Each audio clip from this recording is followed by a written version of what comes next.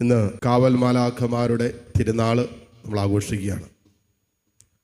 തീർച്ചയായിട്ടും ദൈവത്തിന് നമ്മളോട് വ്യക്തിപരമായി സ്നേഹമുണ്ട് എന്നതിൻ്റെ ഒരു പ്രധാനപ്പെട്ട തെളിവാണ് നമുക്ക് ഓരോരുത്തർക്കും ഒരു കാവൽ മാലാഖ ഉണ്ട് എന്നുള്ളത്. എൻ്റെ സ്വർഗസ്ഥനായ പിതാവിൻ്റെ മുഖം എപ്പോഴും അവരവരുടെ ദൂതന്മാർ ദർശിച്ചു കൊണ്ടിരിക്കുന്നു എന്നാണ് പറയുന്നത്.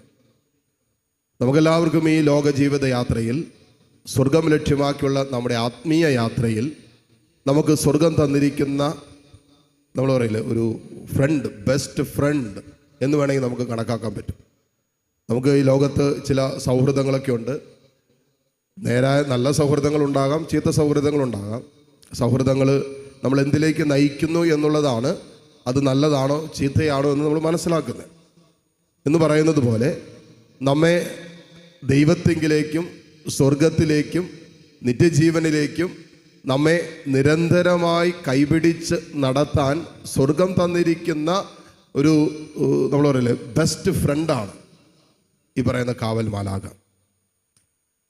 നമ്മളിത് വിശ്വസിക്കുമ്പോഴാണ് ഈ കാവൽ മാലാഖയുടെ സാന്നിധ്യം നമുക്ക് അനുഭവിക്കാൻ പറ്റുന്നത്. നമ്മളതേക്കുറിച്ച് ഒരു വിശ്വാസമില്ല, ഒരു ബോധ്യമില്ലാത്തവർക്ക് അങ്ങനെ ഒരു ആത്മീയ സാന്നിധ്യം, സ്വർഗം നമുക്കായി തന്നിരിക്കുന്ന ഒരു ആത്മീയ സാന്നിധ്യം കൊണ്ട് മനസ്സിലാക്കാൻ പോലും പറ്റില്ല. പക്ഷെ അത് വിശ്വസിക്കുന്നിടത്ത് നമ്മൾ പോകുന്ന വഴികളിൽ, നമ്മുടെ യാത്രകളിൽ, യെശയ്യാ പ്രവാചകനിലൂടെ കർത്താവ് പറഞ്ഞില്ലേ, നീ ഇടത്തോട്ടോ വലത്തോട്ടോ തിരിയുമ്പോൾ നിന്റെ കാതുകൾ പിന്നിൽ നിന്ന് ഒരു സ്വരം ശ്രവിക്കും, ഇതാണ് വഴി, ഇതിലേ പോകുക. അങ്ങനെ നമ്മുടെ കൂടെ സഞ്ചരിക്കുന്ന, നമ്മുടെ കൂടെയുള്ള ദൈവം നമുക്കായി തന്നിരിക്കുന്ന ഈ കാവൽ മാലാഖ നമ്മളോട് സംസാരിക്കുന്നതായിട്ട് നമുക്ക് അനുഭവം ഉണ്ടാവും. ഓരോരോ അനുഭവങ്ങളിൽ ഈ കാവൽ മാലാഖയുടെ കൃത്യമായ സഹായം നമ്മുടെ ജീവിതത്തിൽ അനുഭവിക്കാൻ പറ്റും. അപ്പം അനുഭവങ്ങളാണ് ചില വിഷയങ്ങളെക്കുറിച്ചുള്ള ബോധ്യം നമുക്ക് തരുന്നത്.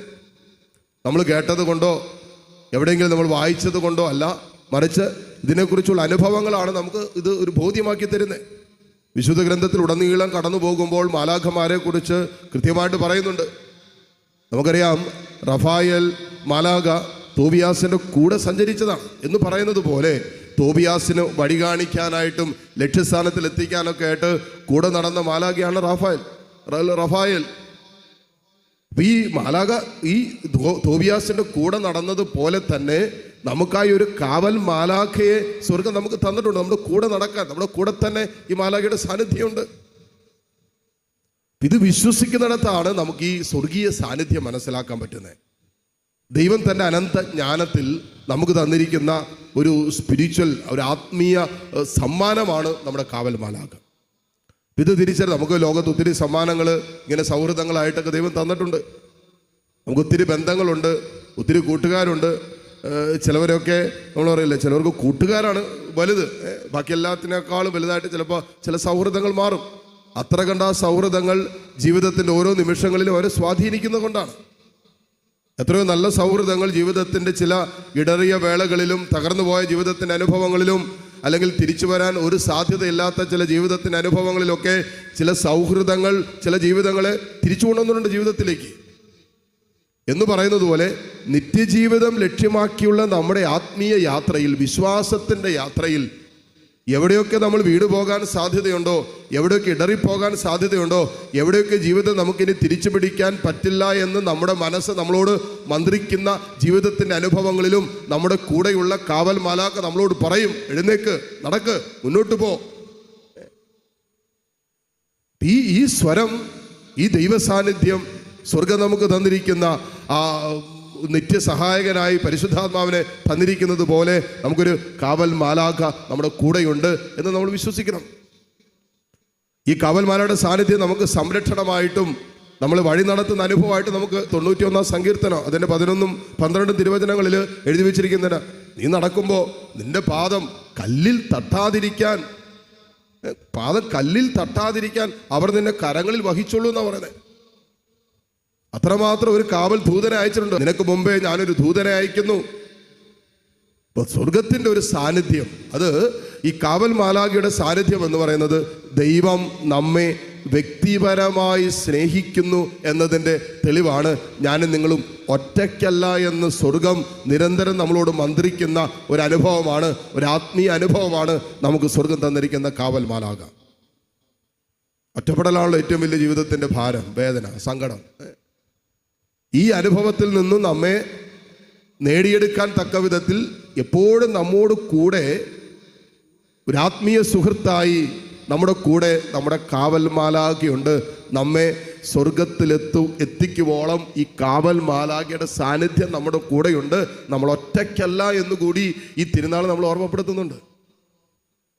അതുകൊണ്ട് കാവൽ മാലാഖയുടെ തിരുനാൾ നമ്മൾ ആഘോഷിക്കുമ്പോൾ തീർച്ചയായിട്ടും നമ്മുടെ ഹൃദയത്തിൽ എഴുതിയിടേണ്ട ഏറ്റവും പ്രധാനപ്പെട്ട സന്ദേശം എന്താണെന്ന് ചോദിച്ചാൽ, ഈ ആത്മീയ ജീവിതയാത്രയിൽ നമ്മൾ ഒറ്റയ്ക്കല്ല. നമ്മെ നിരന്തരം സഹായിക്കാൻ നമുക്കൊരു ദൂതനുണ്ട്. ഗത്സമൻ തോട്ടത്തിൽ ഈശോ രക്തം വിയർത്ത് പ്രാർത്ഥിച്ച് ഈ അത്രമാത്രം സഹിക്കാൻ പറ്റാത്ത കഠിന വേദനയുടെ നടുവിൽ ഈശോ തന്നെ പിതാവിൻ്റെ ഹിതത്തിന് സറണ്ടർ ചെയ്യുകയാണ്.